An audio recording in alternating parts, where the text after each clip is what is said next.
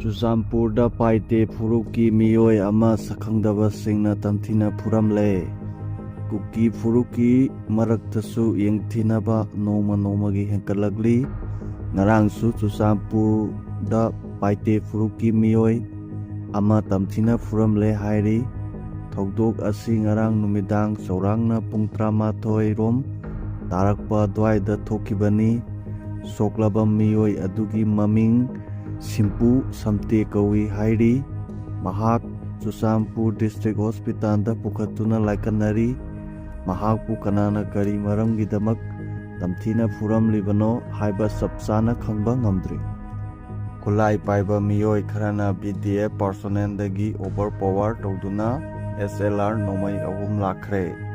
Masak khangdaba kulai paiba miyoi kharana mathau tawduna laiba BDF personnel dagi overpower tawraba matung XLR nomai ahum lakhre hairi. Thokdok asi ngarang numidang pung 9:10 tarakpa dwaida awang laikinthabigi mafam amada Thokhibani hairi. Pau asi phangbaga security force sing thokdok thokpam da changsinduna akoibada leiriba mafam singda thiba humbagi thabak sathaba haukhre haina pau asina makha tari. SanGaiyumpham da Thokhiba Meefa Meepun ga Arambai ga Heram Amatada mari Leinade. Sadiba tha asigi kuntaruki numidang pung 10 rom tarakpa adwaida masak khangdaba kulai paiba miyoi kharana SanGaiyumpham Chirapur mathak leikaida truck lalonba matai manau ani phaduna unaba honaramba nupi aduna mi phare haiduna laurapadagi manak anakpada laiba miyoi singnasu Arambai na mi phare haina laubadagi miyam tholaktuna irang thoki.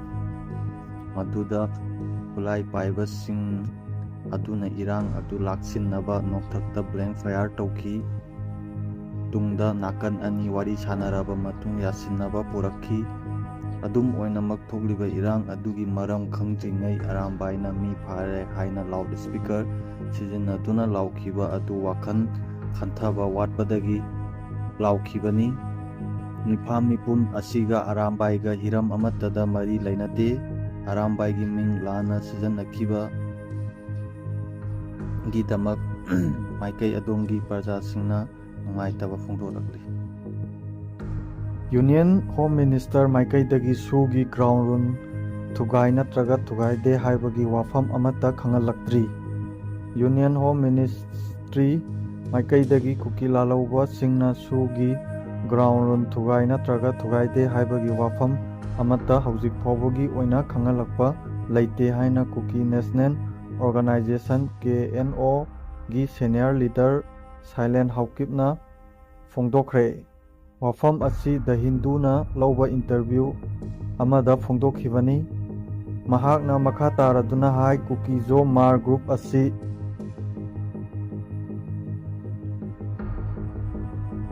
sensationalist nate aikoigi demandi India Constitution framework manungda political oiba solution amagidamak Manipurda makoigi oiba Thokhiba administration ama piu haibani. Masida anti India oibagi wafam nate. Manipurda tholiba kanglup anigi irang asi thokdringai mamangda makoigi demand asi autonomous territorial council ama Manipur manungda sembani. Adubu irang asi thoklaba matungdadi demand asi toklaga separate administration demand tawki. Bharat Sarkar na su asi makha tana sathaba pamli. Adubu sahi asigi February da Delhi da nakan ahumgi marakta sugi matangda wari sanakadaba adu state government gi miyoi mihut thakidabana sugi ground run asi state laingakna thugaibani haina mahakna makha tana phongdokhi.